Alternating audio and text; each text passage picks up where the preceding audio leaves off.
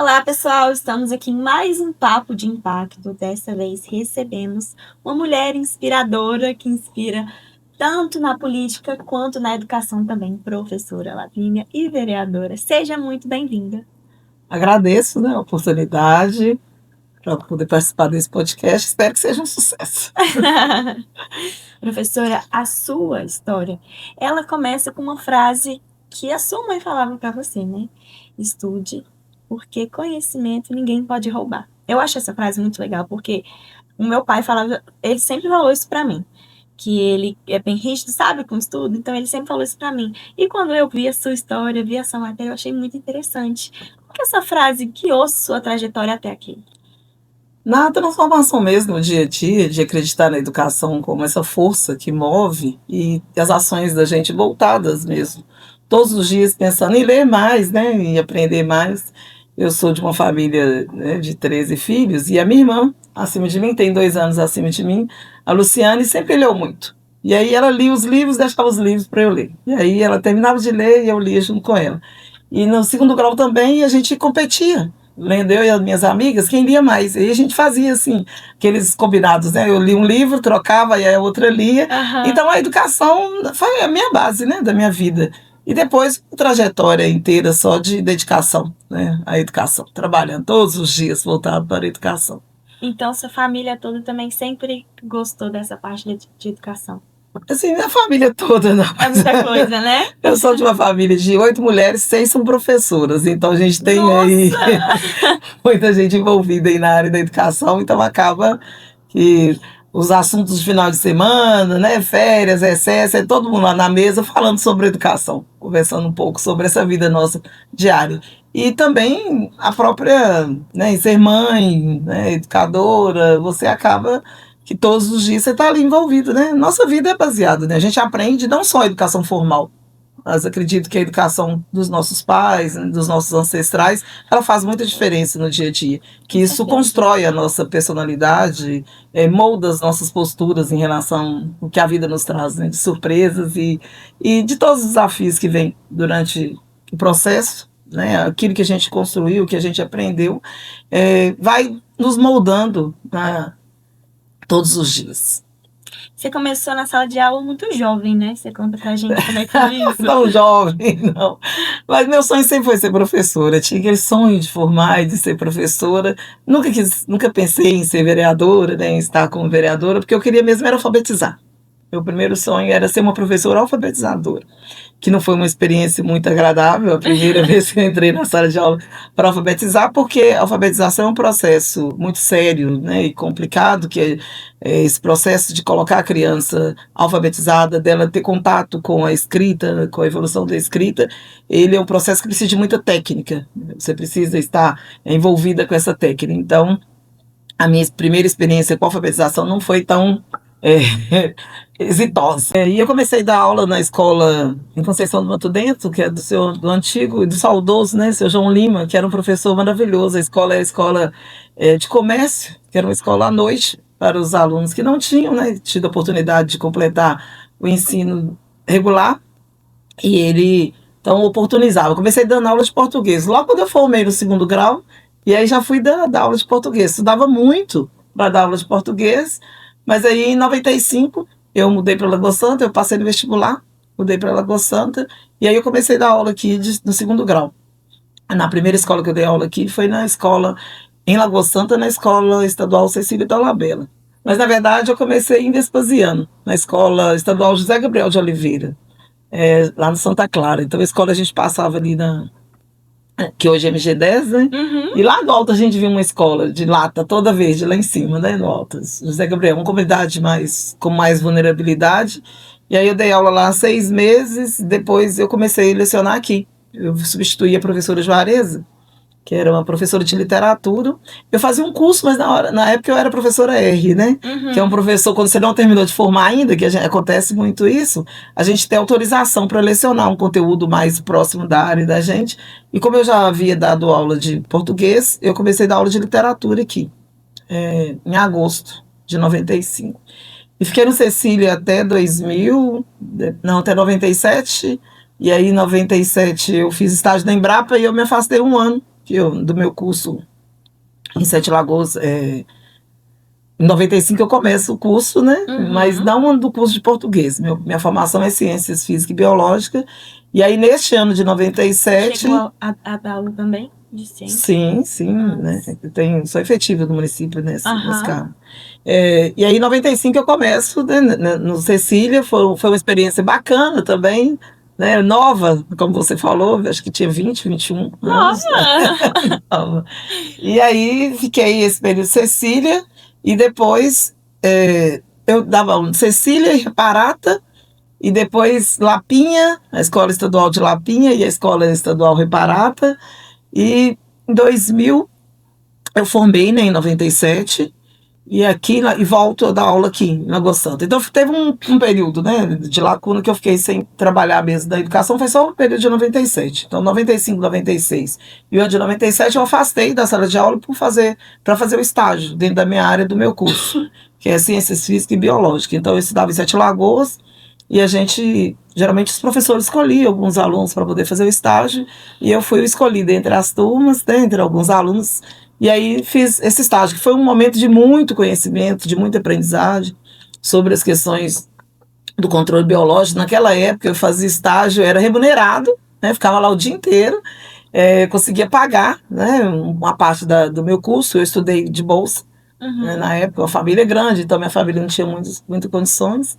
E aí eu tinha uma bolsa.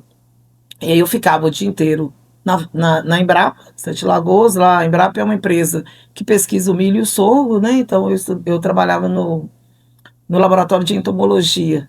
A gente estudava a parte dos animais, a Doblos Maíz, que é uma cigarrinha que que é do milho, né? Então eu fazia esse estágio junto com um pesquisador. Ele fazia extensão na área dele, e aí a gente estudava isso. Então era o dia inteiro no campo, né, colhendo milho, dentro do laboratório, estudando folhinha por folhinha. O estágio era geralmente financiado por uma empresa que, na verdade, queria ver qual era o impacto, né, dos agrotóxicos, na verdade, que era usado nessas plantas. E aí, então, nesse período, eu fiquei fora da sala de aula. Aí eu volto em 98, a Reparata e Lapinha já não estava mais em Cecília. E eu voltei para Cecília da Labela em 2000. Aí fiquei de 2000 até 2004. Nossa, muito tempo. Aí quando foi em 99, eu fiz meu primeiro concurso na rede municipal de Lagoa Santa. E aí eu comecei a lecionar lá na Escola Herculano Liberado de Almeida, que é onde eu falo da minha experiência de alfabetização, que foi esse primeiro ano, com a turma de primeiro ano. Aí eu trabalhei no Herculano de 2000 até 2010, né? Em 2004 eu faço outro concurso na minha área que eu tinha formação, né, Ciências Físicas e Biológicas, e fiquei trabalhando lá durante um período muito grande na Escola Herculano Liberado de Almeida, lá no bairro Aeronautas, manhã e tarde, na mesma escola, com meu primeiro cargo, de primeiro ao quinto, e meu segundo cargo de Ciências, né? Aí em 2009 eu saio do Herculano. Mas nesse período eu passei por várias etapas lá, né? Eu queria saber se na escola você teve algum outro cargo a não ser professora.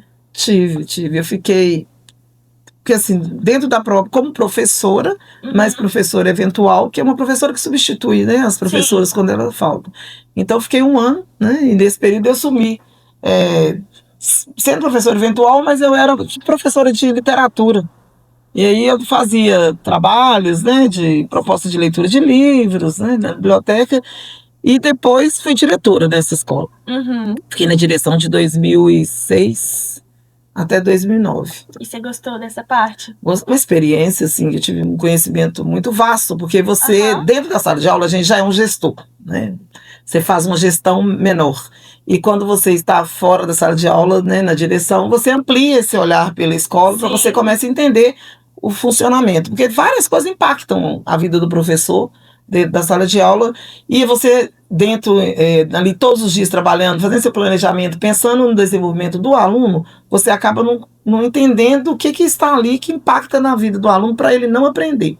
E quando você sai da sala e vai para a direção, você começa a entender a parte administrativa da escola e como isso pode influenciar no seu trabalho dentro da sala de aula. Isso muda também, né, a sua forma de enxergar a educação, as pessoas em si, né, o social ali da escola. Não, mudou completamente, na verdade, minha vida, assumir a direção, até porque eu fui uma das primeiras, né, nessa escola eu fui a primeira a participar do processo de eleição para diretor, né, então nós vivíamos no município de Lagoa Santa um período em que o diretor era indicado pelo prefeito, aí mudava o prefeito, mudava o diretor, e você ficar com os cargos de indicação, ele te limita as ações, né, de pensar nesse processo de construção da política democrática dentro da escola e que você fica amarrado àquela pessoa que te indicou, não verdadeiramente a política que tem que acontecer, de responsabilidade, né, assim, de liberdade para você fazer aquilo que você acredita e o que está lá na legislação.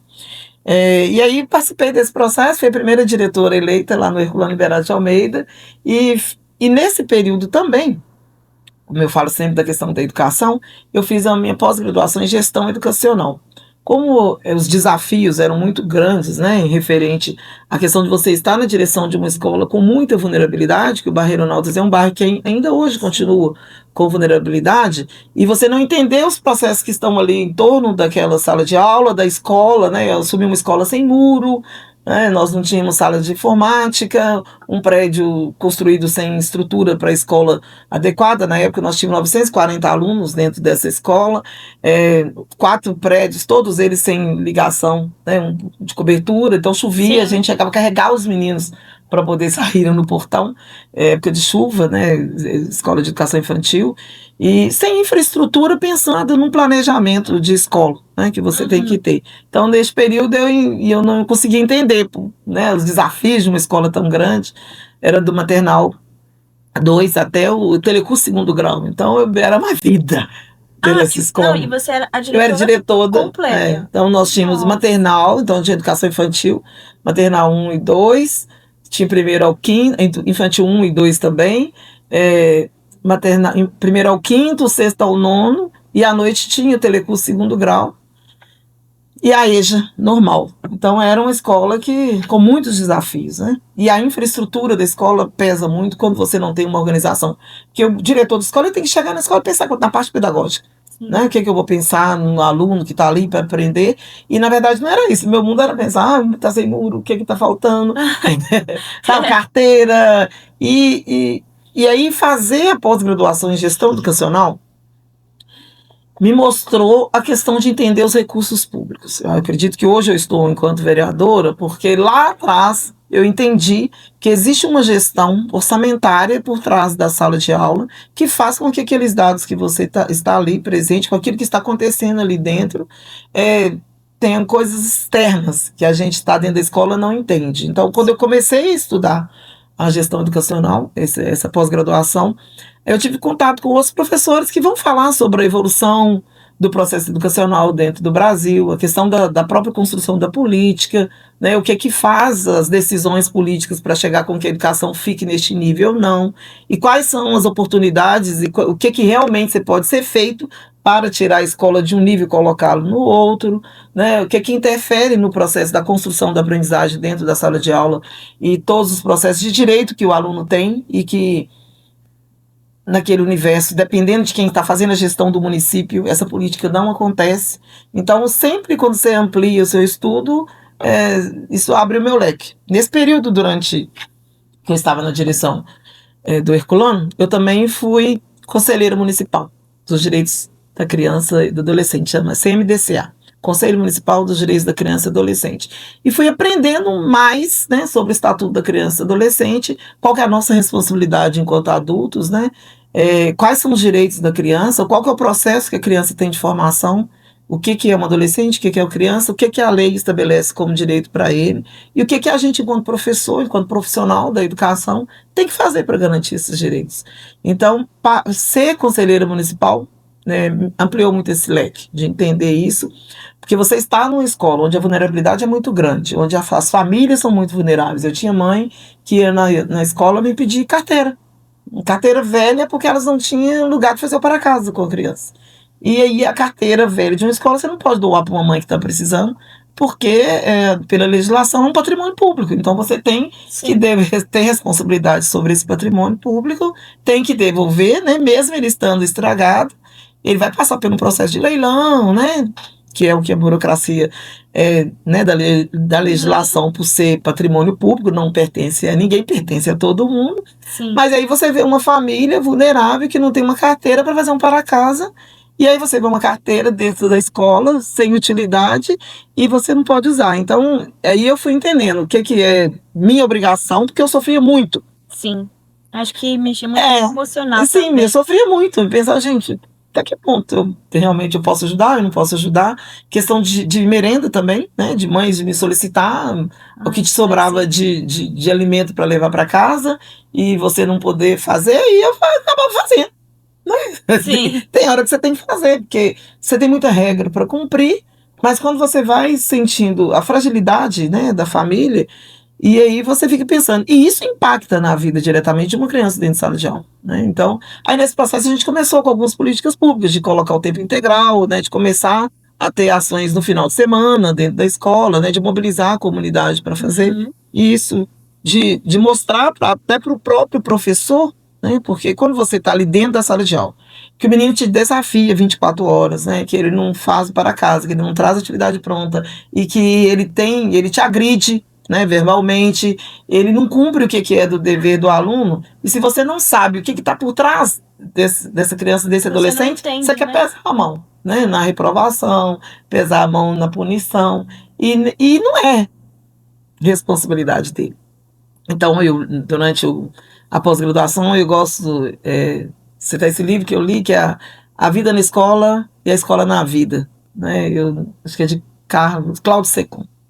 Ele fala muito disso, né? Então, o que é minha responsabilidade enquanto professora, a responsabilidade do governo, a responsabilidade da família, a responsabilidade do aluno. E tem uma pergunta lá que é: a culpa é de quem? Pelo fracasso da educação, né, no Brasil ou dentro da sua escola, de quem que é a culpa? Porque, na verdade, a gente aponta o dedo, né? Dentro daquele universo da escola, você faz os conselhos de classe, todo mundo aponta o dedo. O professor fala porque não teve, que o pagamento está ruim, e aí a diretora fala que é porque a professora não fez o trabalho dela direito, a mãe acredita que a culpa é da professora que não ensinou o filho dela direito, o aluno, né? E aí todo mundo aponta o dedo, né? Vira uma bola de neve. E neste livro, ele mostra isso. Essa evolução do processo da educação no Brasil, né, o que faz a educação fracassar e quais são as saídas, né, o que você pode apontar como saída. E um deles é o investimento. Né? O que você oferta de investimento real, o que você tem dentro de uma peça orçamentária dentro do município e que você consegue, né, que esse investimento consiga acessar todo mundo. E aí ele fala primeiro da oportunidade.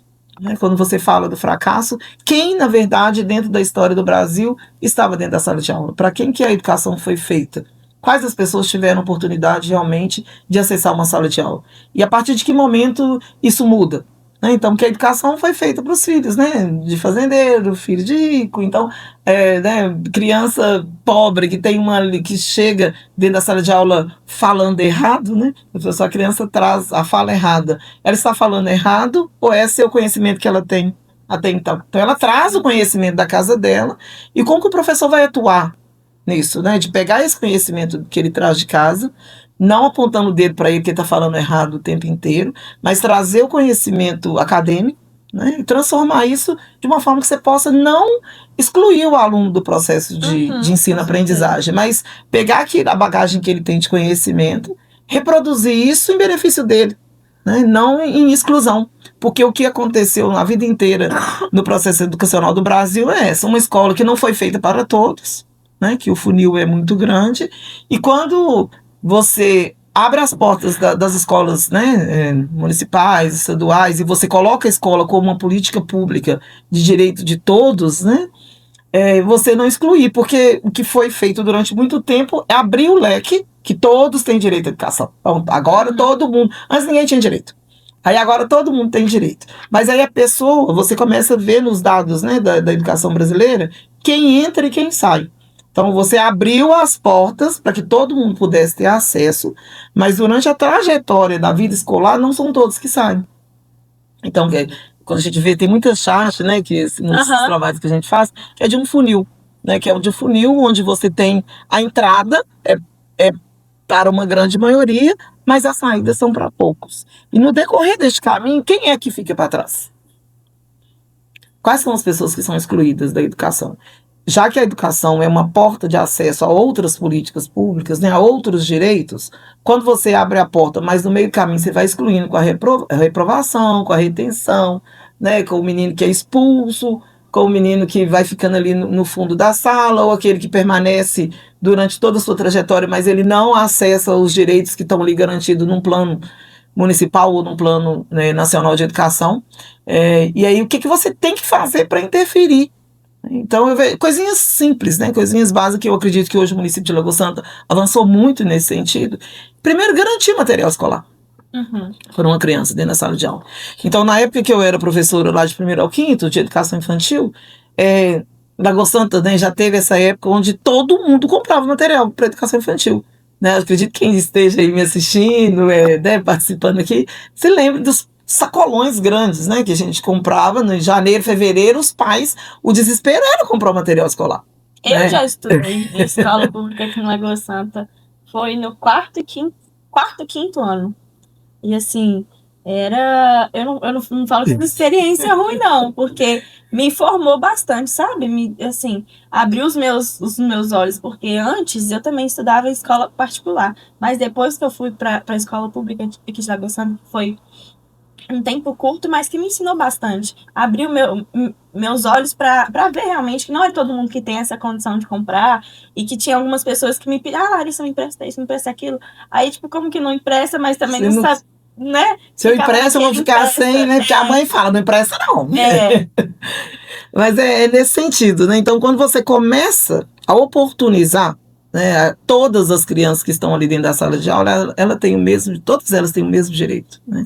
Então, se eu começo do princípio, que eu começo no início do ano, com todo mundo com seu material escolar, quando o professor entra na sala de aula, eu estou garantindo o básico, todo mundo vai escrever. E o que acontecia não era isso.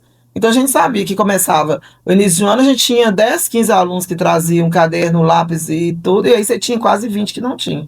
Aí você ficava naquele aperto, dá aula para todo mundo, escreve para todo mundo, não, dá folhinha. E uma criança que não tem uma estrutura em casa, que não vai ter uma pessoa que vai acompanhá-la, para ela pegar um caderno, passar esse caderno a limpo, chegar nisso aqui, ela já está em desvantagem. Mas é muito lindo ver essa trajetória na educação, porque a gente vê que você tem amor por isso também. Sim, né? sim. Mas saindo um pouquinho da sala de aula, entrando mais na política, o que foi essa sua história? Como você sempre pensou nisso ou foi de repente? Conta pra gente. Nessa trajetória, né, então, em ficar quanto professora e como criança e adolescente, porque minha bandeira passou a ser a criança e adolescente. Sim. Né? De defender a criança, de saber que a criança tem direito e que eu tinha que lutar por esses direitos. E aí fui participando das conferências, né, municipais da criança e adolescente, entendendo mais, ampliando, convivendo com outras pessoas. Aí eu participei da conferência municipal, fui eleita para a conferência estadual e na conferência estadual fui eleita para a conferência nacional. E em 2009 eu fui para Brasília, fiquei uma semana, né, nós foram 72 delegados do estado de Minas Gerais, e aí foi a primeira vez que eu entrei no Congresso para ver como fazer um processo de votação, né, para entender política pública sendo votada por várias pessoas de estados diferentes, né, para definir uma política. Você começa a entender, e nesse período da direção escolar, né, acho que o Herculano me traz mais isso, de entender que existe dentro do município uma peça orçamentária. Eu acho que eu entro muito na política pensando na questão da peça orçamentária. Porque às vezes a gente acha que a gente entrou por um motivo ou outro, né? E às vezes na trajetória você acaba até esquecendo. Sim. Mas quando eu estava no conselho, então como a gente tinha as plenárias, né, e os adolescentes também participavam, e você encontra não só eu representando a Secretaria de Educação, mas tinha os representantes da sociedade civil organizada, então as entidades dentro do município, tínhamos reuniões com os secretários, e quando eu peguei pela primeira vez a peça orçamentária do município, né, uma folhinha assim, descrito o que o município estava deixando de gasto, né, de previsão de recurso para o próximo ano, para cada... E aí eu falei, mas eu comecei a entender, por que tem dinheiro para esse recurso, não tem para isso? Não tem, né? E aí você vai entendendo. E vivenciando dentro de sala de aula, com os profissionais também da educação, você vai se estruturando enquanto servidor. E começa a entender que você também tem direito. Eu estou ali para lutar pelo direito da criança, mas quando eu luto pelo direito do servidor que está ali na ponta do atendimento, eu também estou lutando pelo direito da criança. Né? E aí eu passo por um outro caminho que é de entender, né, estando como diretor, eu tenho que entender o plano de carreira dos servidores, o estatuto do servidor, o que a legislação prevê, né, em direito que o servidor tem, em dever que ele tem também, porque você começa a entrar nessa, né, na sala de aula, e a escola tem esses impasses o tempo inteiro, né? Sim. É o aluno que desrespeita, o professor que coisa, o menino sai fora da sala de aula, e aí acontece um problema ou outro, você tem que resolver, mas dentro da legislação. Sim. Né? E aí eu comecei a ler mais sobre o estatuto, sobre os direitos do professor, os direitos dos servidores, fui entendendo como que isso se encaixava. E aí, pensando nisso, eu começo a participar do sindicato, né, do município, das comissões permanentes dos servidores, né, de lutar pelo direito do servidor também, pela qualidade da vida da escola como um todo, que impacta na vida da cidade. Né? Teve uma oportunidade, né, de fazer a diferença naquilo que você vivia todos os dias. Sim, todos os dias. E aí foram surgindo os movimentos mesmo dentro do município, né?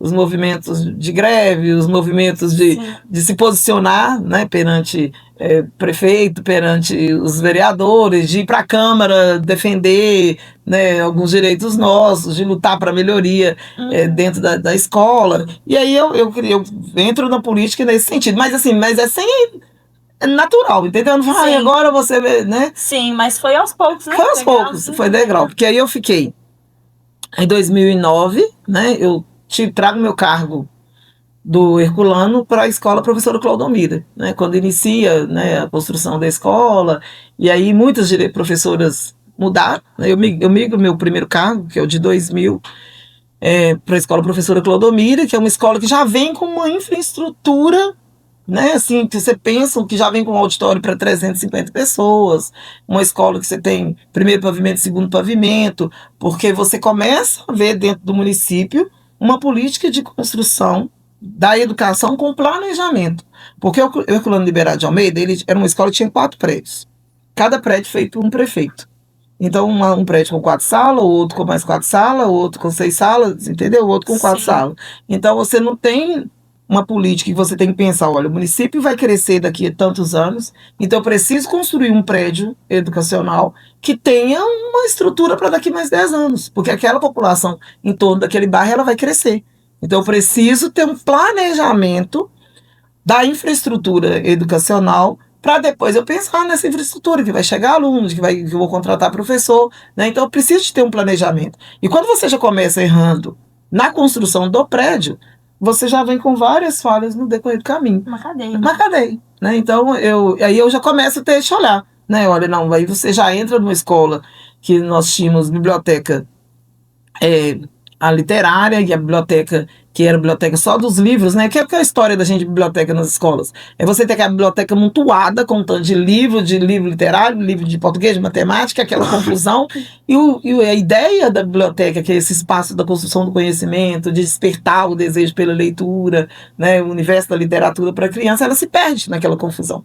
E isso eu vejo que foi pontual, né, com o projeto da Magda Soares, do Núcleo de Alfabetização e Letramento, que é a Magda Soares, que é uma professora emérita do UFMG, né, de todo o processo de alfabetização que a gente conhece pré-estabelecido como sucesso, né, como regra de sucesso, claro, com falhas, né, que toda proposta tem falhas, mas com um universo de sucesso, mas pelo menos para mudar a ideia nossa, enquanto profissional da educação, que está ali no processo da alfabetização, de colocar a biblioteca como centro.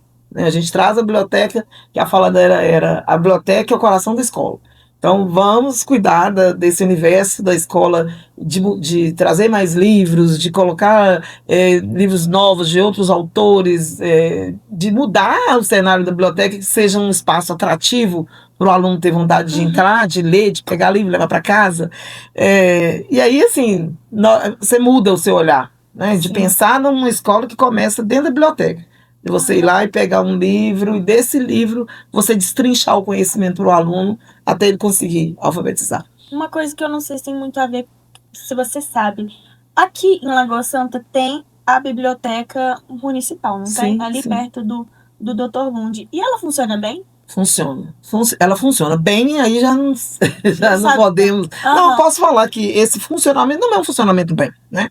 É um funcionamento dessa infraestrutura que está lá, que você pode ir lá e pegar livros, mas basicamente o funcionamento da biblioteca pública do município de Lagoa Santa poderia ser muito melhor, né? Sim. Então, isso em 2021, quando eu assumi, né, o primeiro mandato, nós fizemos o plano decenal, que é uma lei minha, né, de elaborar o plano decenal dos direitos humanos da criança e dos adolescentes. E nós fizemos 6 meses de estudo dentro do município, e os adolescentes participaram. Um dos questionamentos deles, né, uma das sugestões deles, é de fazer com que essa biblioteca ficasse mais funcional, mais atrativa.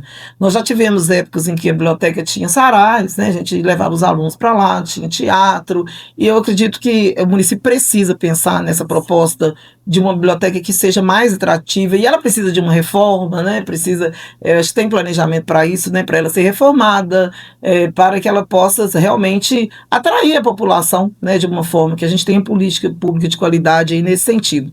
De você fazer uma biblioteca que seja funcional, que tenha né, livros que atraiam mais as crianças e que o município faça essa proposta de dar vida, de mobilidade, de atração, que ela seja uma biblioteca atrativa. Sim. Não, eu vou lá, pego um livro, devolvo.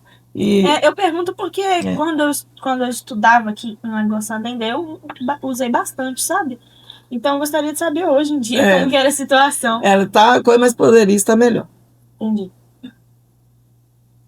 E você tem levado essa representatividade para dentro da Câmara? Do mandato, que você Isso. fala assim da história, né, da construção da Isso. história. Então eu começo, né, então no Brasil, como foram várias propostas, então chegar na Câmara, né, então eu participei de 3 eleições já, né. Eu participei em 2016, na primeira vez, daí nesse processo de ir mesmo filiar, porque eu nunca tinha sido filiada a partido nenhum, participava, mas eu não estava assim vinculada. Então eu recebi a proposta, não vou participar não. Então tá, vamos participar. Filiei. E foi essa construção com os servidores também, né? Com o grupo, com apoiadores mais próximos da minha casa também, da comunidade. Como eu já trabalhei em várias escolas dentro do município, né? Então praticamente todos trabalhando no Reparata, no Claudomira, Dr. Lund, Cecília Dolabella, Melo Teixeira. Falei Nilo Maurício? Não. Nilo Maurício, Tiradentes, dei aula também no Tiradentes.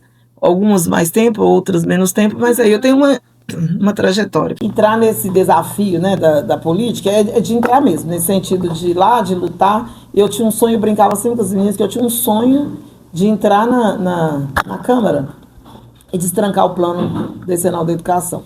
Então, em 2016, acho que 2015, 2016, eu estava na direção da Escola Municipal Professora Clodomira, né? Eu saí do Herculano, vou para a Escola Professora Clodomira, fui diretora também nessa escola, e aí eu ajudei a elaborar o plano decenal da educação no município de Lagoa Santa. Então você começa a ter um olhar, porque aí você estuda 6 meses no município, toda a parte econômica, toda a proposta de mudança na parte de expansão da cidade. Então eu não estou mais só como professora, né? Na direção do Clodomiro eu tive essa oportunidade também.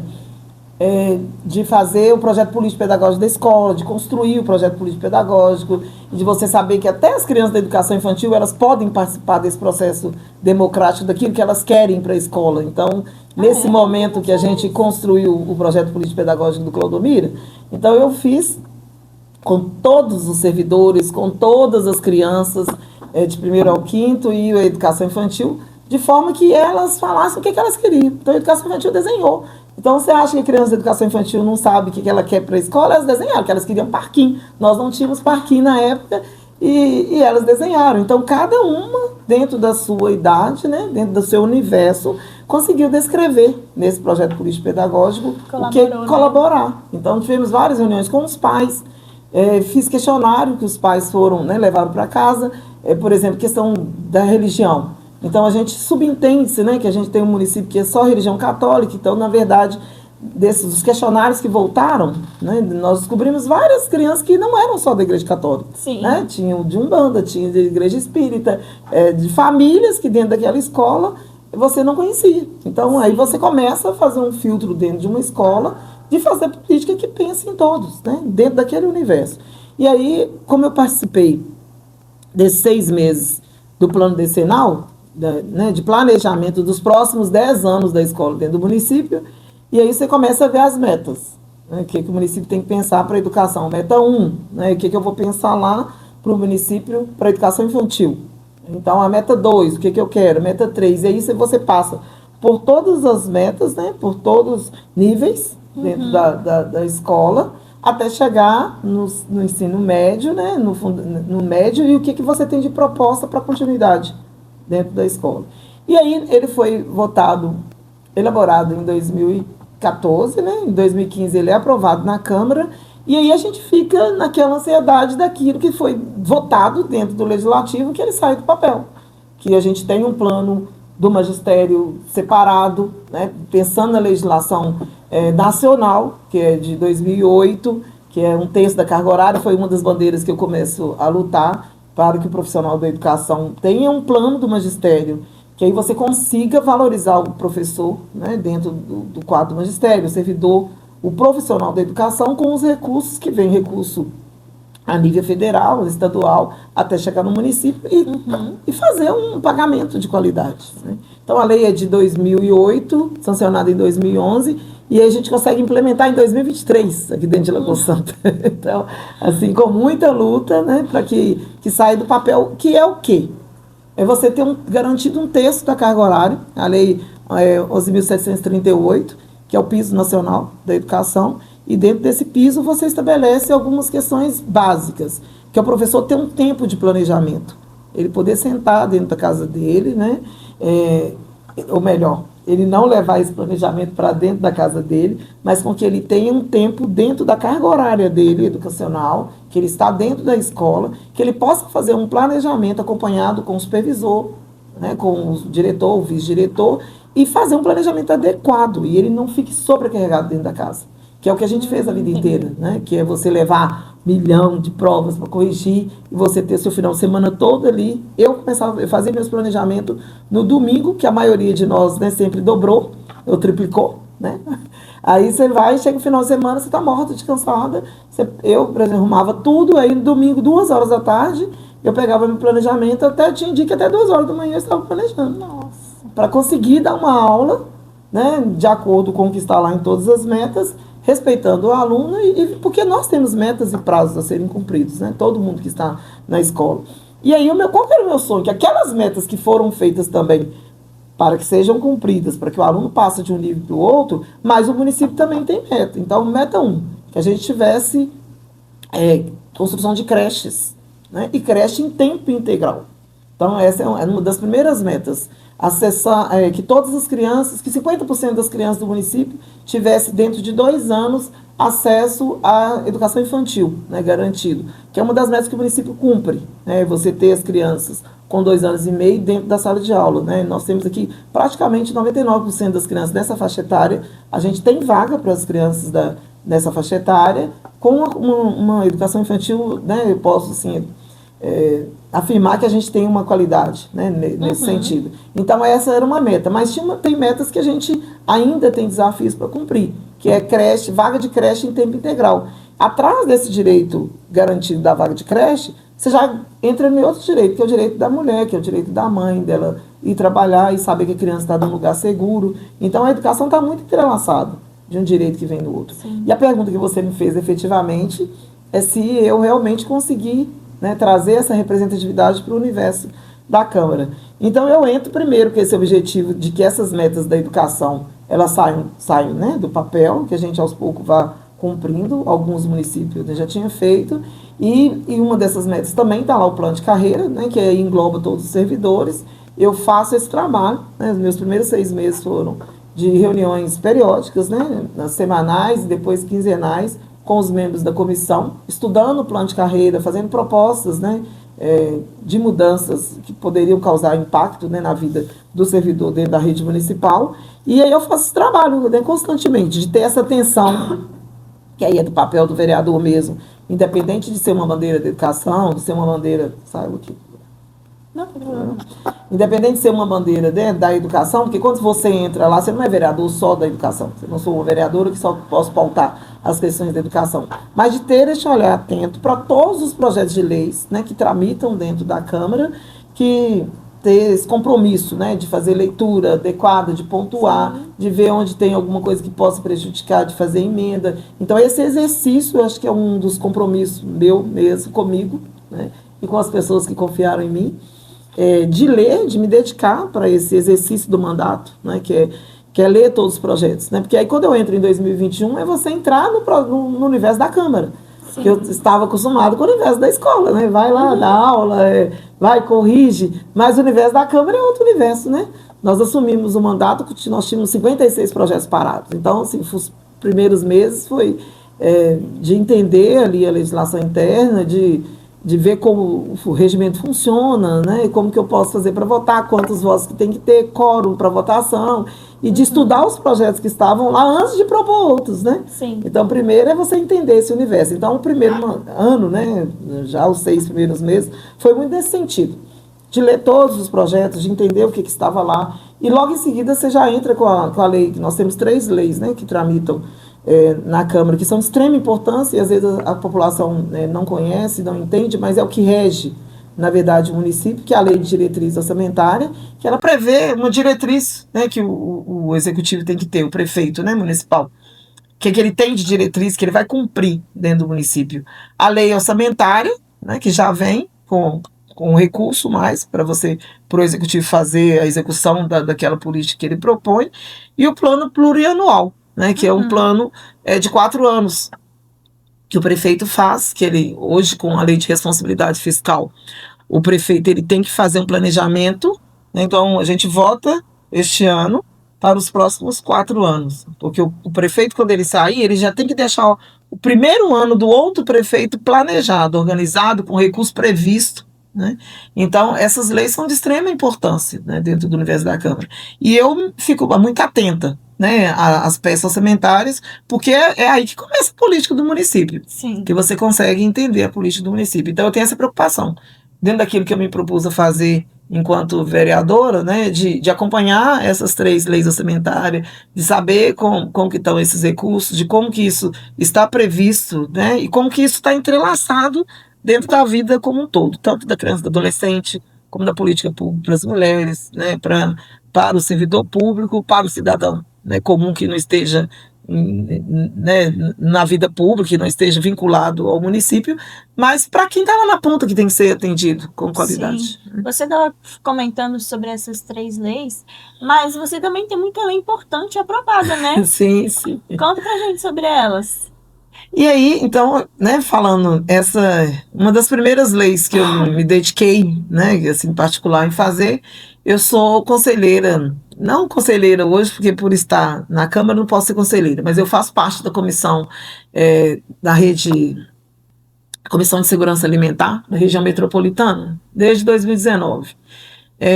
Essa comissão, ela versa sobre as questões da alimentação, né, dentro de cada município do estado de Minas Gerais, e o que a gente pode fazer de política pública de qualidade para que todas as pessoas possam ter comida na mesa, né? Então, que a base é quem tem fome tem pressa. E aí eu vou entendendo desse universo que dialoga muito com o meu conteúdo, né, de sexto ao nono, que é de biologia, de ciências. Sempre trabalhei em hortas, né, dentro de escola, todo lugar que eu vou faço uma horta, de pensar nessa questão da alimentação.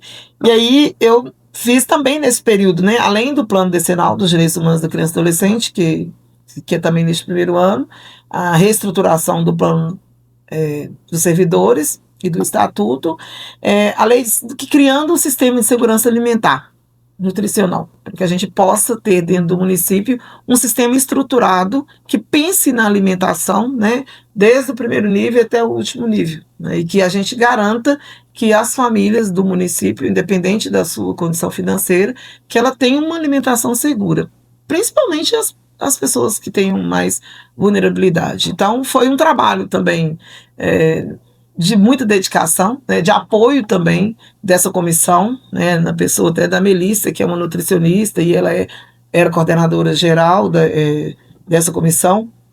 a Cida Araújo, de Vespasiano, que são pessoas que eu sou muito grata, porque o Léo, né, Léo Cury, que ajudou muito na elaboração dessa proposta, a Eva, que está aqui, né, que é minha assessora, e é uma vida de caminhada juntos também, né, de sentar, de debruçar na legislação, de procurar suporte, e aí a gente criou um sistema, né, e isso está bem durante o período da pandemia, onde a gente está com um número de pessoas, né, sem o alimento na mesa no município e no Brasil inteiro, né? Então, essa lei estrutura o que o município precisa fazer para garantir que todas as pessoas tenham alimentação segura. Então, nesse momento, que essa política ela versa com a saúde e versa com a educação também. E aí tramita nesses 3 universos, né? Então, nessa lei do Sistema de Segurança Alimentar, nós criamos o Conselho Municipal de Segurança Alimentar, que é a gente ter dentro do município pessoas da sociedade civil organizada, a servidor da prefeitura, falando o que a gente precisa ter de alimento seguro. E isso precisa de ter alimento seguro dentro da escola, mas precisa ter também nas casas, né? E eu fiz uma palestra, tem uns 20 dias, na escola do Morro do Cruzeiro, que a professora Maria José me convidou para falar com os alunos dela que estão estudando esse conteúdo lá.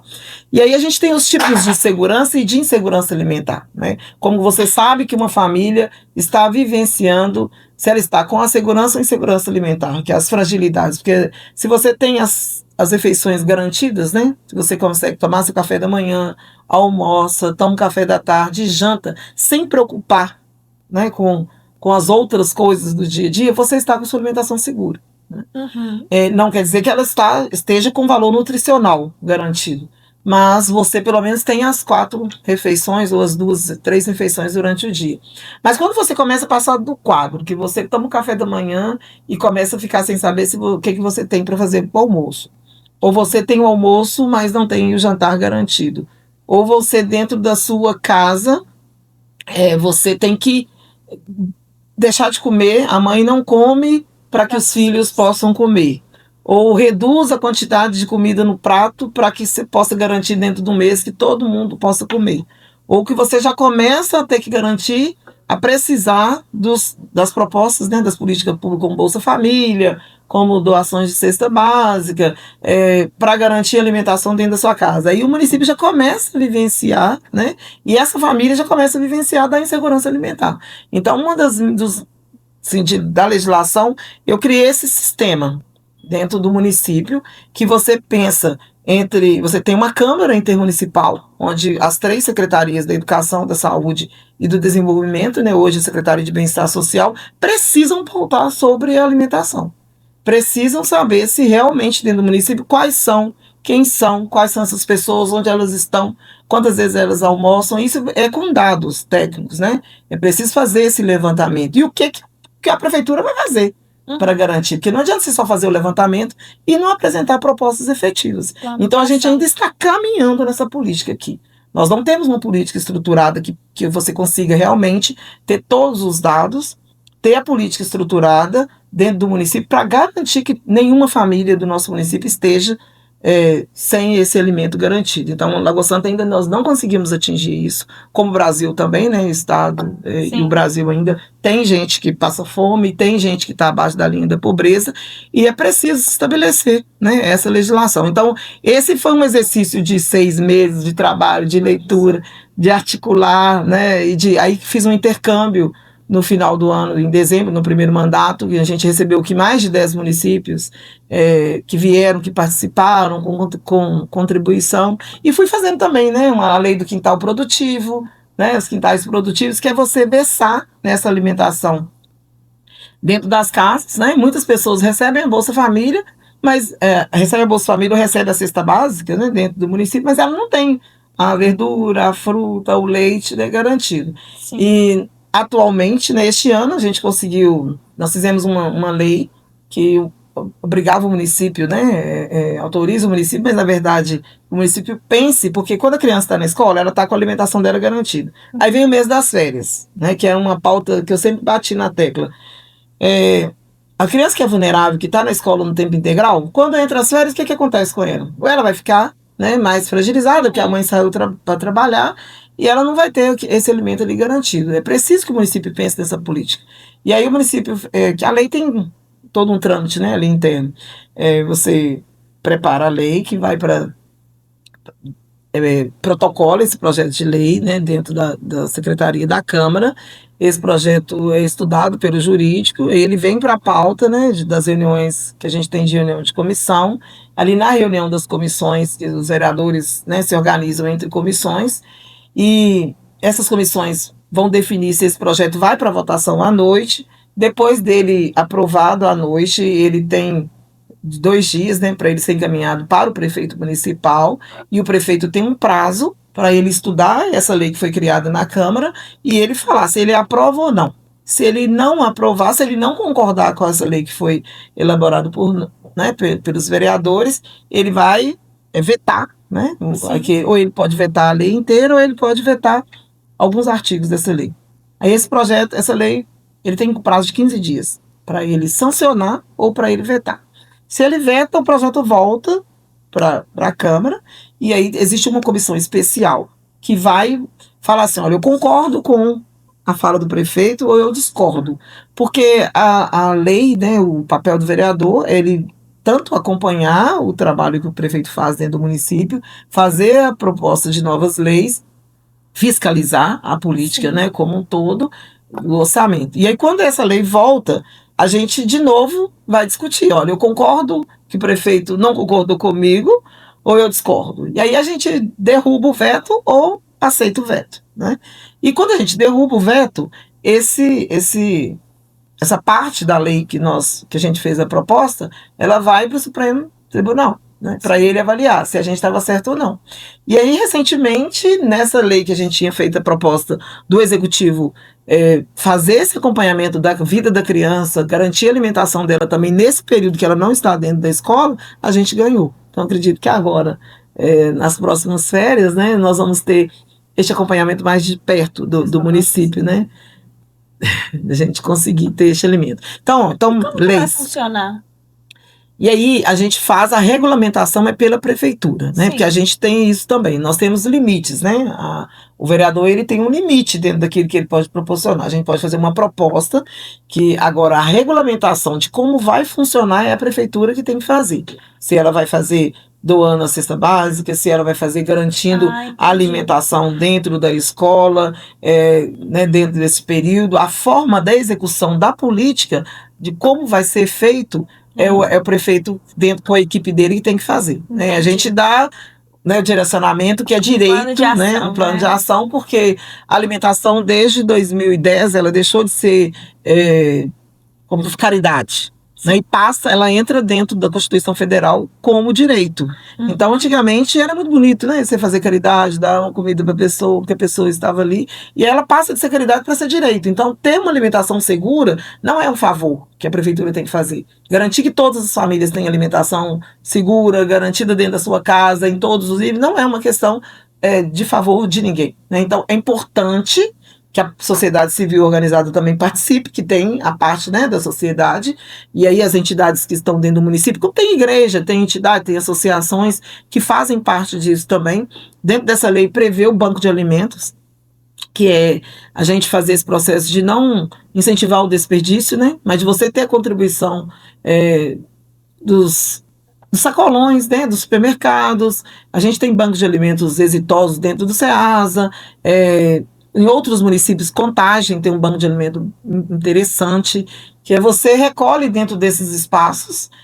Não é alimento, por exemplo, você pega uma maçã, que ela está ali quando você vai comprar, aí você acha que essa maçã, porque por estar um pouquinho assim, ela não pode ser utilizada. Mas numa salada de fruta, né, numa entidade que consiga utilizar isso, reaproveitar esse recurso, ela pode ser feita. Quando você também tem alimentos dentro do supermercado que possam estar mais próximo da validade. E se ele não for utilizado ele vai perder a validade. Então, o banco de alimentos, ele faz esse processo. Ele recolhe, né, este alimento, leva para uma instituição que possa reaproveitar e possa redistribuir dentro do município. Ainda não estamos, né, com ele funcionando, a gente tem esse sonho que ele saia do papel, o município realmente acredita nessa proposta, que ela é importante. Então, essa é uma lei, né, do Sistema de Segurança Alimentar, Também foi feita a lei do Plano Municipal dos Direitos da Mulher. Nós não temos uma política estabelecida dentro do município que pense na mulher, né? Não uma mulher só vítima de violência doméstica, mas uma mulher que trabalha, que quer lazer, né? Que tem que ter saúde. Então, quando eu assumi, né? A gente como que comemora, é muito próximo, né? Fevereiro, aí já vem março, Sim. né? Dia Internacional da Mulher, então como você comemora o Dia Internacional da Mulher na Câmara? Ai, não, fazendo corte de cabelo, pintando cabelo, dando. Não. Na Câmara você comemora o Dia da Mulher fazendo lei, né? Então foi esse exercício de fazer uma lei que estabelecesse dentro do município um plano municipal dos direitos da mulher.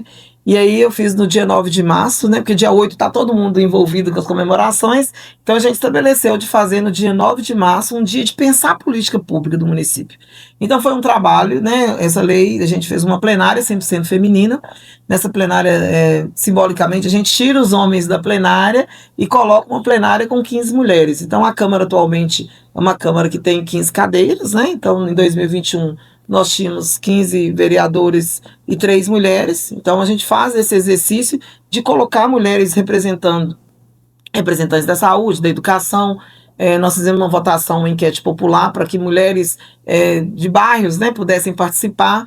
E meio ambiente, acho que saúde, educação, meio ambiente, desenvolvimento, dos conselhos, do Conselho Municipal do Direito da Criança e do Adolescente, do Conselho Municipal da Mulher. Lagoa Santa tem o Conselho da Mulher, do Conselho do Idoso, né, para a gente pensar na política do idoso.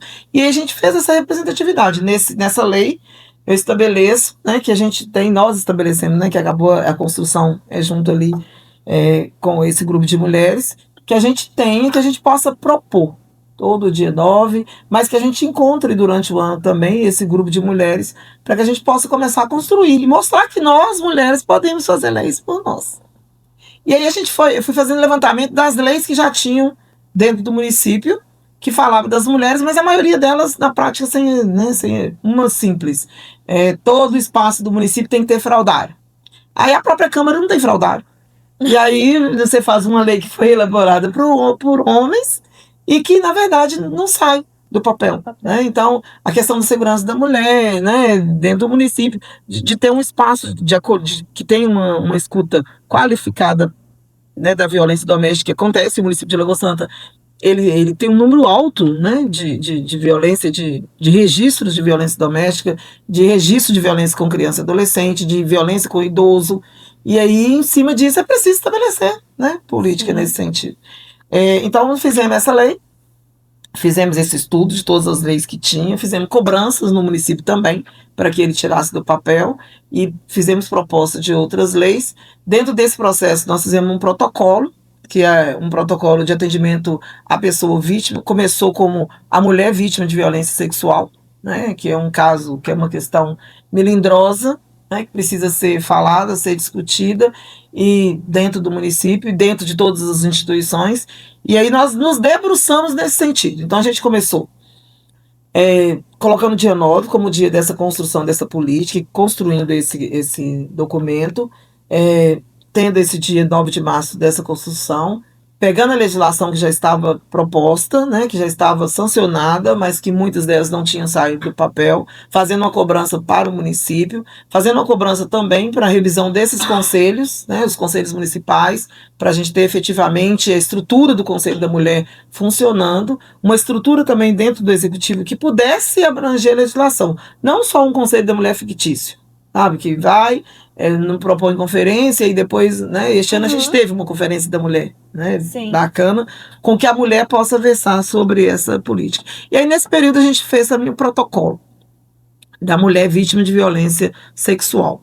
Nós identificamos uma adolescente de 13 anos que sofreu um abuso sexual, e existe uma legislação que prevê, né, o que você tem que fazer em cada ponto quando isso acontece. E essa adolescente, ela não foi encaminhada pelo que a legislação já estava prevista naquele momento, né? Tem atitudes que você tem que fazer com 42 horas, com 72 horas, tem o hospital certo que essa criança e essa adolescente tem que ser encaminhada, ou qualquer pessoa que sofra um abuso sexual, e o município não tinha isso pré-estabelecido, como que tinha que ser feito. Então a gente debruçou sobre essa legislação, pegando exemplos de outros municípios, entendendo como que era a legislação de outro município, a gente construiu isso. o que o município tem que fazer, o que cada profissional que está lá na ponta da educação, na saúde, no bem-estar social, lá no meio ambiente, o que cada secretaria tem que fazer. Uma colega de trabalho que chega e te conte, né? Eu sofri um abuso, eu fui violentada, o que você faz para você não perder tempo e para que essa vítima tenha, né, os direitos dela garantidos. Isso é muito importante de falar também, porque ninguém sabe esse protocolo, né? É muito pouco falado. Então, assim, é importante, como você está compartilhando agora, as pessoas saberem realmente, porque é muito pouco falado sobre isso. E aí fiz desde então, estou fazendo esse exercício diário, né?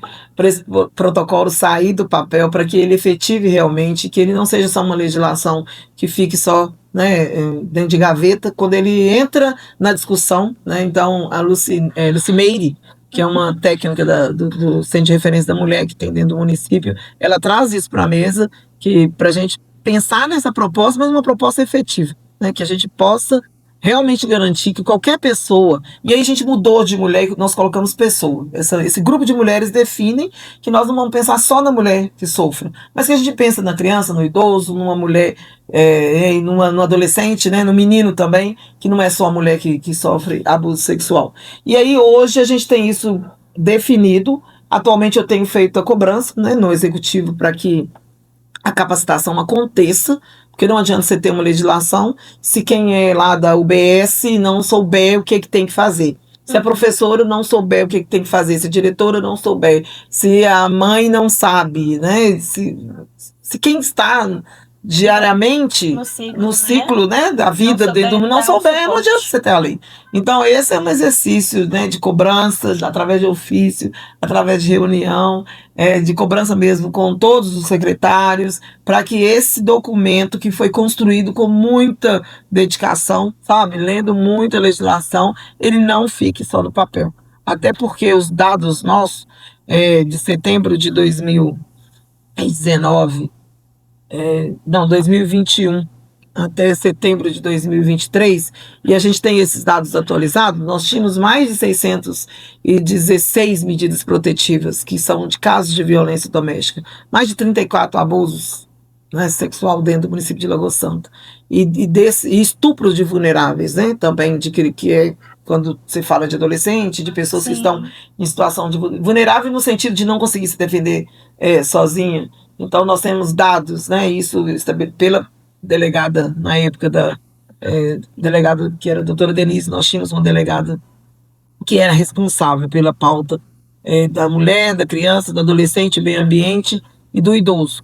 Então, com dados, né, específicos do que o município tem de casos de violência doméstica. Então, não é só uma falinha boba. Não estou aqui falando de uma questão porque eu acho que eu estou só pautando política para mulher porque eu estou tirando da minha cabeça. Não, são de dados, são de estatísticas de quadro de violência dentro do município de Lagoa Santa que só vem aumentando e aí é preciso ter a intervenção. Né, então é basicamente isso, a gente saber que existe a violência doméstica dentro do município, que existe a violência sexual que ronda as famílias dentro da nossa cidade e que é preciso ter espaços de acolhida, que é preciso ter política pública e recurso destinado na peça orçamentária que faça previsão, né, do que vai ser feito depois que a pessoa fez a denúncia. Mas que tenha recurso para capacitar os servidores, que tenha recurso para implementar efetivamente espaço de acolhida e de continuidade da política. Né? Nós temos hoje o Centro de Referência da Mulher, que ele está funcionando do lado da Câmara. Nesse ano de 2021 também, a gente criou dentro da Câmara a Procuradoria da Mulher, né? Então tem muito orgulho, né, de ser autora da criação da Procuradoria da Mulher, que é um órgão, né, institucional vinculado à Procuradoria Nacional, Procuradoria Estadual, e aí é um espaço. Hoje a gente já tem um espaço mesmo. Antes ficava só dentro do meu gabinete com a minha advogada e a equipe atendendo. Hoje não, a gente tem uma sala dentro da Câmara que atende a mulher que queira lá fazer, né, que queira fazer as denúncias, que queira conversar com a gente sobre, né, qualquer assunto referente à vida dela, a questão da falta de emprego. E um dos objetivos da Procuradoria da Mulher é acompanhar as vereadoras, né, dentro da Câmara também, dar visibilidade ao trabalho da mulher, incentivar que mais mulheres participem do processo. Né? Nós estamos vendo hoje uma Câmara com 15 cadeiras, só eu, né, de mulher na Câmara, e a gente precisa fomentar dentro do município de Lagoa Santa que aquele espaço ali é um espaço que nós podemos ocupar, né? Que a gente possa ter, né, nos próximos mandatos, mais mulheres participando do processo, confiando que elas podem ocupar este espaço, que é um espaço muito, né, masculino, mas que a gente pode sentar e ocupar, desconstruir essa ideia que o espaço do legislativo é só para um. Né? E é importante a gente estar lá, porque nós não vamos, né, eu não estou lá só para fazer política para mulher. Estou lá para fazer política pública, para ajudar o município a construir um espaço de qualidade de vida para todo mundo, né? Que a gente possa versar. Mas ter a mulher com um olhar sensível, né? Nós temos 15 cadeiras, a luta é porque a gente tenha 50%, né? Porque a gente possa. Até porque nós somos mais de 50% da população que vota dentro do município. Né? Além de, aqui no município de Lagoa Santa, 54% da população são mulheres. Né?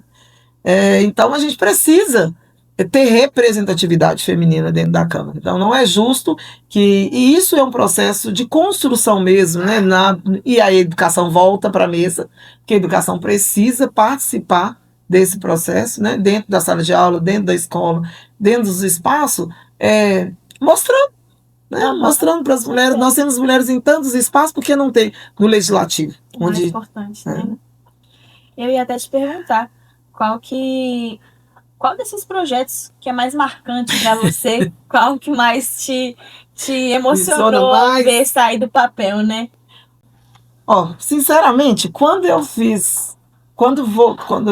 gente fez a explanação do Plano Decenal dos Direitos Humanos da Criança e Adolescente, acho que foi uma das vezes que mais me emocionou. Porque era meu primeiro sonho lá atrás, né? Assim, fazer alguma coisa dentro do município que eu pudesse proteger a criança e o adolescente. Então, o dia que a gente apresentou o plano decenal, que tava todo mundo lá no plenário da Câmara, não foi nem na hora que votou, não. É na hora que você constrói esse documento, né?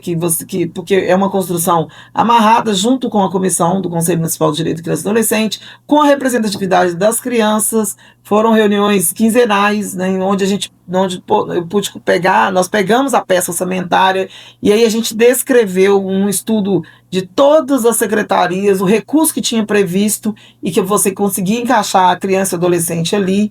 Então, acho que é uma lei completa. Né, porque além da lei, você tem um documento, né, oficial com uma previsão de 10 anos.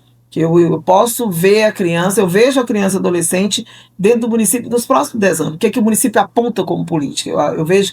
Esse foi um dos momentos mais emocionantes, porque eu entro nesse universo da política e na questão do direito através da criança e do adolescente.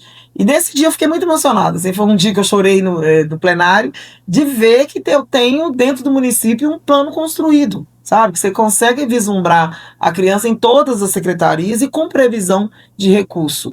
Né? E é uma lei que tem que ser revista todos os anos, mas dentro de todas que eu já fiz, a que mais me emocionou foi essa, sabe? De ter isso garantido dentro do município de Lagoa Santa. E foram poucos, era uma lei pré-estabelecida que todos os municípios deveriam fazer, e foram poucos os municípios que fizeram, né, que garantiram isso no papel oficialmente, e a gente tem um livrinho que eu não trouxe, né, mas eu gosto muito de cobrar dos secretários, de mostrar, olha aqui, ó, a gente tem isso previsto, né, você precisa ficar com o olhar atento, porque às vezes falar que criança e adolescente é prioridade absoluta, né, que educação é bonito no papel, colocar o recurso lá para a política acontecer, acompanhar a execução dessa política, ela saindo do papel e se tornando realidade, né? Porque não fica só um discurso muito no período da eleição. Né? Que você estabelece que a educação é prioridade, que criança e adolescente é prioridade, mas se você não tem dinheiro, não tem prioridade.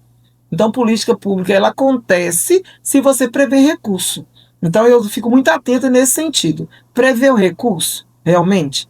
Né? Como que esse recurso está previsto? Porque ir lá cobrar depois é um outro assunto. Se você nem fez a previsão do recurso, depois é difícil. Você, né, claro que tem as ferramentas legais que você pode retirar recursos de uma pasta e colocar para outro, mas o principal é que o gestor da pasta ele faça a previsão de que eu tenho interesse de mudar essa situação. Se eu tenho um número de crianças que estão dentro do município, que elas não estão aprendendo. Se eu tenho um servidor público que trabalha e ele não recebe o que ele deveria receber. Se eu tenho um número de escolas que não passaram por reforma. Eu tenho, sabe, assim, eu tenho unidade básica de saúde, eu tenho uma população lá na Vila Maria que não tem unidade básica de saúde, não tem atendimento de médico. Isso só vai acontecer se tiver um planejamento. Então, eu acho que esse é um dos momentos mais importantes do trabalho do vereador, que é fazer, na hora que o executivo manda essa peça orçamentária, ele ficar atento se isso está previsto na lei. Porque depois que a gente vota e que a gente aprova, e aí você ficar fazendo remendo é muito mais difícil. Então eu vejo, estabelecer política pública a pequeno, médio e longo prazo, que elas não brotam, né? A política não brota. Você não consegue hoje, amanhã eu quero um posto de saúde pronto. Ele não vai nascer. Né? Você precisa de saber se ele foi pensado, se ele foi planejado. E eu estou falando muito, né, do primeiro mandato, porque o segundo mandato, o segundo e terceiro ano, você vai entendendo ali como são essas ferramentas. E a gente fez coisas bacanas, né, na Câmara, não só eu, mas como também os outros vereadores que estavam, né, que estão dentro do mandato, ou que estavam, que é de pensar, na hora que chega a peça orçamentária e falar, olha, o prefeito mandou tanto de recurso para a saúde, mas a gente acha que ele deveria ter colocado mais. Isso nós fizemos esse trabalho com as emendas impositivas, que é uma ferramenta dos últimos 4 anos que a gente vem utilizando, mas no sentido desse poder do vereador ter de ir lá na peça orçamentária do prefeito e falar, não, olha, você colocou mais recurso para o desenvolvimento urbano, a gente precisa de política pública para assistência social. E em 2021 a gente fez esse bem na ponta do lápis, sabe, assim, de ter lá, de fazer uma emenda num grupo, e eu participei desse processo, sabe, de sentar com os vereadores, vamos sentar e dividir. Então nós colocamos 720 mil para a construção do OBS lá do Santos Dumont, que ela já está na execução, a obra está na execução. Construção de um novo CRAS. Então, o que é o CRAS? O CRAS é uma porta aberta, né, uma porta aberta da assistência social, onde as pessoas dentro do município que têm uma situação de vulnerabilidade social, elas vão procurar os direitos dela. E se você não tem, dentro do município, nenhuma estrutura adequada para receber, que era o caso na época, né, e ainda, infelizmente, eles não saíram dessa situação, mas você já tem a construção do CRAS. Você tem a assistência social, a psicóloga, as técnicas de referência, num espaço que tem formigueiro. Você não imagina que você tem, dentro do município de Lagoa Santa, um CRAS que está com a parede cheia de formiga. Né? Então, era uma luta para ter esse CRAS. Né? Então, hoje a gente tem pré-estabelecido, acabou de inaugurar um CRAS lá no Palmital, né? Uma região que é de vulnerabilidade, uma região dentro do município que mais cresce, que tem o maior número de pessoas em vulnerabilidade, e você tinha um CRAS ali na Rua do Cemitério, né? Que é o CRAS 3, e quem mora lá no Palmital tem que sair de lá para fazer um atendimento. Né? Então, assim, é um CRAS 3 que atendia o Palmital, a Vila Maria, a Lapinha, aquela região toda. Então, quem está lá na última rua, né, do Palmital, para acessar um direito no CRAS, tem que vir de carro, tem que pegar... sabe, pagar Uber, quando tem, né, pegar carona para pegar uma cesta básica. Se é um direito que é seu garantido, você tem que sair de lá. Aqui no CRAS 1, né, que ele atende 10 bairros, ali, Aeronautas, Visão, o Santos Dumont, aqui se a gente pega a Avenida Rodoviária, a parte de cima toda é atendida no CRAS 1, que está lá no Mário Casa Santa. Então, uma família que está lá no bairro Aeronautas precisa pegar um benefício, né, ter acesso a um benefício, que uma cesta básica, entender como funciona dos outros direitos, tem que vir de motoboy, né, para buscar uma cesta básica. Se ela vem de motoboy, esse dinheiro dá para comprar pão, compra verdura. Sim. Então, você precisa aproximar os equipamentos dessas pessoas que estão na vulnerabilidade. Porque a política é para atender, né, quem realmente precisa. É direito de todos, né? Tanto na assistência social como na saúde, mas a gente sabe que dentro de Lagoa Santa a gente tem uma população que não acessa esses serviços. E é preciso pré-estabelecer nessa construção equipamentos que estejam próximos das comunidades, né? Que facilite a vida dessa pessoa que precisa. Porque às vezes a pessoa está lá na Lagoinha de Fora, né? Que é um dos bairros mais distantes aqui do centro, e o CRAS 1 é aqui perto da Magazine Luiza. Né? Então, como que você dificulta a vida da pessoa para ela acessar um direito? Então, eu acredito que para estabelecer isso lá desde 2021, do município desenvolver essa proposta de construção de UBS, de construção de CRAS, de aumentar o número de creche, sabe? De ter espaço que atenda a mulher, de ter a construção da estrutura do desenvolvimento social, participar desse processo de construção do município, isso para mim é de extrema importância, sabe? De fazer esse planejamento do município como um todo, de estabelecer política de esporte, né? Nós não tínhamos as vagas de esporte garantidas e a gente colocou recurso para isso. Nós fizemos propostas voltadas à questão da igualdade racial, que é uma pauta que eu trago e que eu trabalho bastante, né? Por ser a primeira mulher negra a sentar naquela cadeira e por entender que essa é uma questão que afasta, né, a gente do direito, que é uma questão que exclui as pessoas dentro do Brasil inteiro, e Lagoa Santa não seria diferente. Então, você ter a cor da sua pele, ela tira você de acessar direitos. Então, fazer política pública voltada para a igualdade racial, eu acho que isso para mim é primordial, né? Pensar na mulher, pensar na mulher, uma lei de menopausa. Nós temos uma lei que eu fiz, né, que garante o direito a ter pré-estabelecido dentro do município o direito de você ter uma menopausa feliz, né? De falar de uma política da mulher que é uma questão que é nossa, que é do nosso universo feminino, mas falar de menopausa na Câmara, numa Câmara que tem 15 homens, e você falar de menopausa, que é uma questão que toda mulher vai passar na vida dela, que impacta a vida da gente na questão do trabalho, na questão do relacionamento, na questão das doenças, né, físicas, mentais, e você não ter pré-estabelecido dentro do município recurso para isso, né? Então eu fiz essa lei, coloquei emenda para que o município fizesse coisa simples, né? Panfleto para informar a mulher do período que ela está passando pela climatério e a menopausa. O que é isso? Que doença é essa? Que atinge, né, a população feminina e que com vários sintomas com eles identificados. Então a gente tem uma proposta junto com a Associação da Menopausa Feliz, que é de divulgar. E isso eu participei de audiências, né, na Assembleia Legislativa, de audiência a nível nacional também, no Congresso Nacional, para que essa lei fosse estabelecida. Hoje a gente tem o dia 18 de outubro como estabelecido o dia de trabalhar a menopausa, de falar da menopausa feliz, tanto a nível nacional e a nível estadual. Então, não ficar só no universo de Lagoa Santa, porque você precisa vincular a política para chegar a recurso. Então, são questões que eu trago, que não foi só uma lei específica, sabe? Que foram várias leis neste caminho, dentro daquilo que eu acredito, né? Como política pública e como o papel do vereador.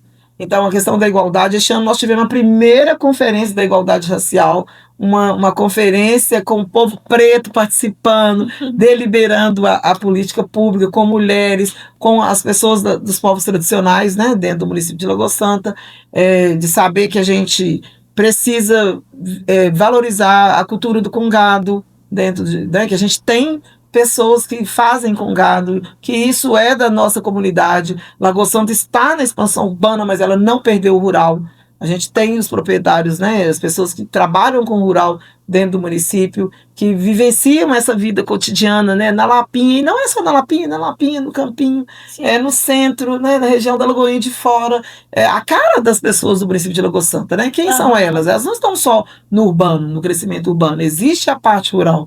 Então, e aí eu traço a questão de colocar as emendas, né, pensando nessas políticas daquilo que eu acredito. Então, aí a igualdade racial, a questão dos ciganos, nós temos uma questão que eu quero, né, trazer para esse debate, que é essa questão de abraçar todas as pessoas dentro do município. Nós temos comunidade cigana dentro do município de Lagoa Santa que precisa de ter um olhar, sabe? E aí eu não falo só do cigano, a gente fala de uma política que a gente ainda não tem pré-estabelecida e a gente está trabalhando, que é a questão da moradia, né? Como eu vou pré-estabelecer dentro do município quem tem direito à moradia, onde as pessoas vão sobreviver, onde elas vão morar, que essa garantia desse direito que já está lá na Constituição Federal, e a gente precisa falar disso, que tem gente que não tem onde morar, né? Nós estamos construindo prédio para quem morar, né? Onde a pessoa, as pessoas que estão chegando e as que estão saindo, qual que é o planejamento do controle de natalidade, se tem ou não tem, né, dentro do município. Essa política que versa não só sobre educação. Acho que eu fiz leis durante esse período todo, voltado para garantir o direito tanto da criança, do adolescente, da mulher, e participei também, né, de todo o processo de construção desses últimos 4 anos. Mas acho que a 11.738 versar sobre isso, do profissional da educação também ter garantido esse tempo, eu acho que é primordial. Melhoria na qualidade do salário, né? Participar junto com as leis do executivo é de extrema importância. Ter o sistema de segurança alimentar, né, caminhando agora para a gente ter ele bem estruturado. As emendas impositivas nos espaços assim, de política pública para criança e adolescente. Nós temos aqui o GEA, né, o Grupo Escola Amizade de Amor, Casa Arte Saber. Nós temos a dona Norminha do Instituto Florescer, que faz um trabalho bacana com a mulher que está, ou com qualquer pessoa dentro do município que está passando, né, pelo câncer. Sim. Que faz um atendimento bacana. Então a gente tem uma relação bacana de colocar recursos nessas entidades para que elas continuem atendendo lá na ponta. O Lar de Jesus, né, através da Oficina do Caminho, que oferta vagas, né, faz curso de capacitação, né, dentro desses espaços para os jovens, para os adultos, oficinas referente à questão de mobiliário. Acho que tem mais. Então, assim, a gente tem o mandato, né, meu, na verdade, ele não está ficando só nessas leis pontuais, mas ele está aberto para que a gente possa acolher também dentro do município quem já está fazendo a política, porque a política ela não acontece só com o executivo e legislativo. Então, a gente tem a sociedade civil dentro do município de Lagoa Santa que trabalha efetivamente atendendo as pessoas que estão em situação de vulnerabilidade, e é preciso conversar, né? O município precisa conversar. Lá nos clubes, né, que também faz esse trabalho, Prevenir e Preservar, que faz um trabalho em questão ambiental. E aí o que eu fiz, né, sentar com essas pessoas, sabe, de discutir essa política dentro do município. A Andréia, que é a bonequeira dentro de Lagoa Santa, ela faz esse trabalho de acolher, de fazer bonecas, né, artesanatos. A Casa de Cultura Rota Rupestre também, que tem grupo de mulheres que fazem artesanato dentro de Lagoa Santa e atendem outras mulheres. Hoje a gente tem também a Luciane, que faz um trabalho bacana, que chama... ela faz uma roda de conversa com memórias afetivas, e ela trabalha temas mensais, né, uma vez por mês. Ela faz encontros, né, no bairro, aqui em Promissão, e ela chama a população ali em torno para sentar, para conversar, discutir sobre o Setembro Amarelo, né, sobre o Outubro Rosa, falar sobre o câncer, como a gente pode se cuidar, sobre o mês de março, agora a semana de outubro, né? Mês de outubro vai falar um pouquinho também de você resgatar as memórias afetivas que você tem. Então o trabalho está assim. Acho que não sei se... É isso mesmo. Mas para encerrar, qual mensagem você deixa para a menina mulher que sonha em seguir essa trajetória de liderança, seja na política, seja pela comunidade, seja em sala de aula? A primeira coisa é a gente acreditar, né? Que você pode acreditar, né? Possa acreditar nos seus sonhos e lutar por eles, que nada cai do céu, né? A gente tem que imaginar isso, que nada cai do céu para nós, né? A gente precisa pré-estabelecer metas também e lutar por isso, fazer um planejamento. Sem planejamento a gente não consegue vencer. Ter confiança, né? Saber da base familiar também. Eu acredito que você ter a sua família, manter a sua fé, né, a crença, que seja qual que você acredite, é importante a gente estabelecer o que você quer como fé, o que você tem, a sua base da sua família, aquilo que você acredita. Eu sou uma pessoa que acredito muito e que também sou uma pessoa religiosa, né, que frequento a igreja e gosto de participar das questões que envolvem o município, né, nesse quesito, e respeito todas as manifestações religiosas e culturais, porque eu acredito que a gente, enquanto política, né, hoje presidente da Comissão de Educação, Cultura, Esporte, Lazer e Desenvolvimento no município de Lagoa Santa, da Câmara Municipal, de pré-estabelecer aquilo que você acredita como sonho, aquilo que você realmente, sabe, separar o joio do trigo, né? E acho que em todos os espaços a gente tem pessoas que estão do lado da gente, que são realmente parceiras, que querem o bem da gente, que contribuem com a vida da gente, como a gente tem pessoas também que estão do lado, que não somam. Então a gente precisa também aprender a separar, e às vezes isso é difícil, né? Em todos os espaços que a gente está, na escola, no dia a dia, na amizade, porque isso faz diferença lá na frente, né? Estudar, né? Isso não tem como deixar de falar, porque a educação é essa força que me move, né? Por acreditar que todos os dias você pode aprender mais, o conhecimento formal e o conhecimento diário, né? Com as pessoas que estão do seu lado, e o respeito. Eu acredito que você saber respeitar o seu limite, o limite do outro, acho que a palavra prioritária é você respeitar. Se respeitar e saber respeitar a opinião do outro, respeitar as escolhas do outro, eu acredito que qualquer lugar que a gente tenha educação e respeito pela gente, pelas coisas que a gente acredita e pelas outras pessoas, acho que a metade do caminho já está garantido. Com certeza. Soraya, foi um prazer te ouvir, né? E conhecer um pouquinho mais da sua trajetória. Tenho certeza que a sua história aí na política, na sala de aula, transformou e ainda vai transformar muita vida, a vida de muita gente, sabe? E foi um prazer estar aqui com você. Muito obrigada por compartilhar tudo isso com a gente. Estou aqui por acreditar também que ninguém é melhor do que ninguém. Né? Não é a cor da pele da gente, não é a profissão, não é por eu ser professora, não é por eu ser vereadora, né?